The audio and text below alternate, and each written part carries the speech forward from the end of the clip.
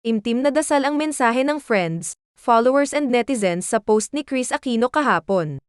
Mas payat pa si Kris sa kanyang social media updates na kasalukuyang nasa Amerika at nagpapagamot ng kanyang autoimmune diseases.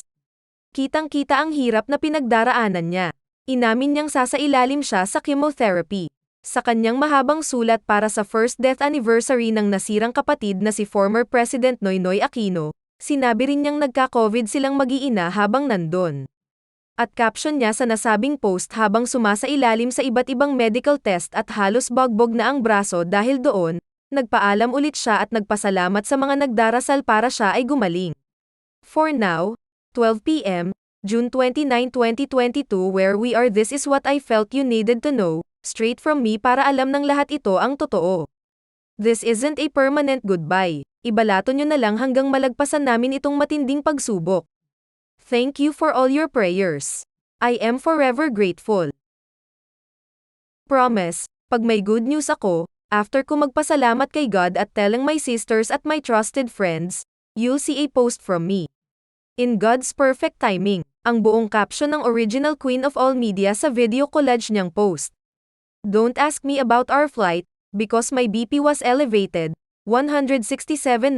When I woke up it went down because our plane had engine problems, so I was able to drink medicine to help bring it down at it was stable enough when we flew after lunch.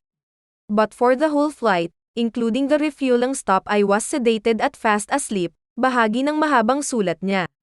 It was Monday, June 5 when I had my first dose of the medicine we flew here for. I now understand, Pnoy, why you chose to keep your illness to yourself. My realization came because I do feel peace at since no info will be coming from me after this post, I'm closing isang area of stress that I really don't want nor welcome. But I do want to express my heartfelt gratitude for all who have prayed for me to get better, pahayag pa niya. Pagpapatuloy naman niya tungkol sa pagkakaroon ng COVID na bahagi pa ng letter niya para sa first death anniversary ni President Pnoy. Straight to where we are right now. Pnoy, obvious na obvious and favoritism. Kuya Josh tested positive for COVID on June 20. Nurse took his temperature, then they got antigen kits, tested him first because he was so unlike himself. He was just lying down on the sofa, no energy to play or watch YouTube on his phone. I was in our room upstairs asleep. Nurse woke me up to tell me that Kuya was positive.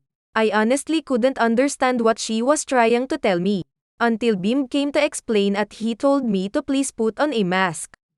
He helped me go downstairs. My instinct was to go at hug Kuya, but everyone told me I needed to leave immediately at move to a hotel with Nurse at Bim because I was severely immunocompromised at being COVID positive could mean ICU for me. It was heartbreaking to leave Kuya. I felt I was abandoning him in our time of need. That night Nurse Christina came to our hotel and she gave all of us PCR tests. The results came out midnight of the 21st street. At that point we were all still negative.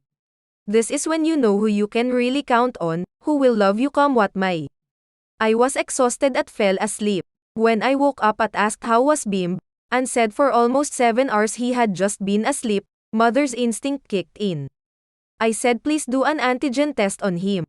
True enough, less than 12 hours after me, Bim was also COVID positive. Mahabang pagkukwento niya sa pamamagitan ng sulat.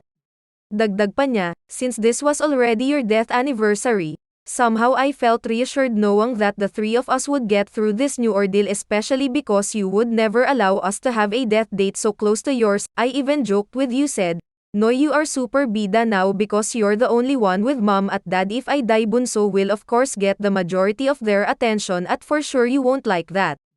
Then I said seriously, Pnoy, help me please, this dalawang only have me, please help me survive this, please. 2 weeks after I am totally COVID-free, I need to do 3 hanggang 4 more shots of Zoler given every other week for my chronic spontaneous urticaria.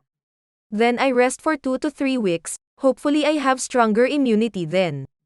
Pnoy, bunso has only isang road left open to her, sadly for Kuya at Bim, because ultimately may dalawang are the victims. I need to try Rituxan.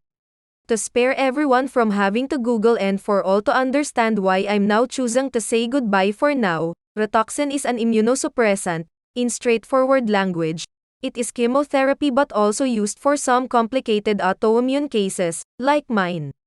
Ngayon alam nyo na through my open letter to Pnoy what Kuya Josh, Bim, and I must face in the next year at a half. Please know that I remain thankful for all the concern at prayers you have sent our way, but during very difficult times, I want to just keep the suffering to myself with only family at trusted friends kept informed on a need-to-know basis, because everyone else is also going through their own personal trials. Ang hirap ng buhay para sa marami. Nakakahiyang maging pabigat pa ko. I know me. Impossible na hindi ako umamin pag hirap na, so for now focus tayo on ourselves. We all have problems, we all have worries, and we all have hardships.